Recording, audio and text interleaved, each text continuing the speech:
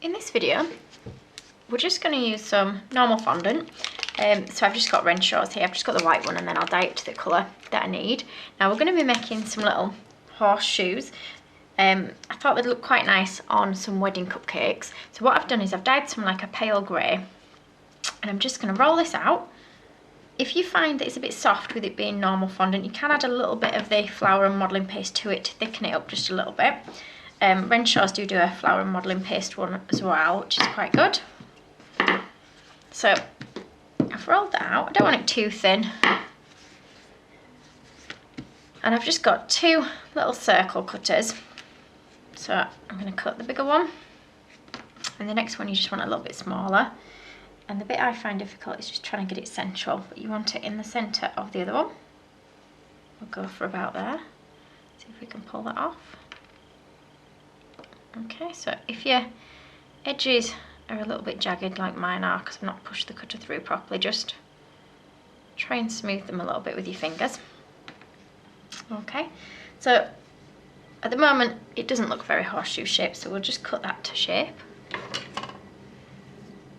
So I'm just going to take a small amount from the top, like so, and I'm going to turn it round, and I'm just going to bend these edge bits. Sorry, that's the aeroplane you can hear going over. I'm just going to bend them up slightly. Okay, so it starts to look a little bit more horseshoe shaped now. And I'm just going to use the end of my knife to create a little line. So I'm just going to push in, leaving a little bit of space under the end of each one. Okay, like that. And then I'm just going to use a cocktail stick now.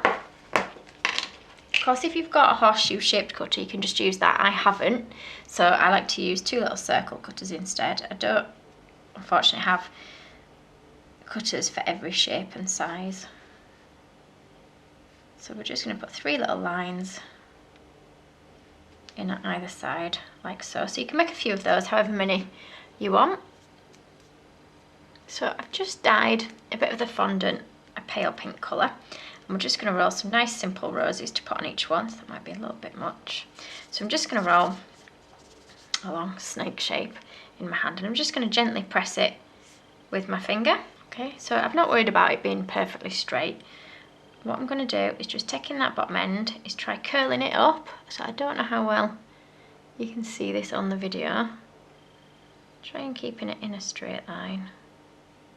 Okay, so you get a little swirl, which you'll just use for your rose. So we'll make 3 of those. Once you've rolled out your little roses, decide whereabouts you want them to sit on your little horseshoe. So I'm just going to sit them in the top corner. So I'm going to add a little bit of water to each top corner. You can use edible glue, and I'm just going to stick that on,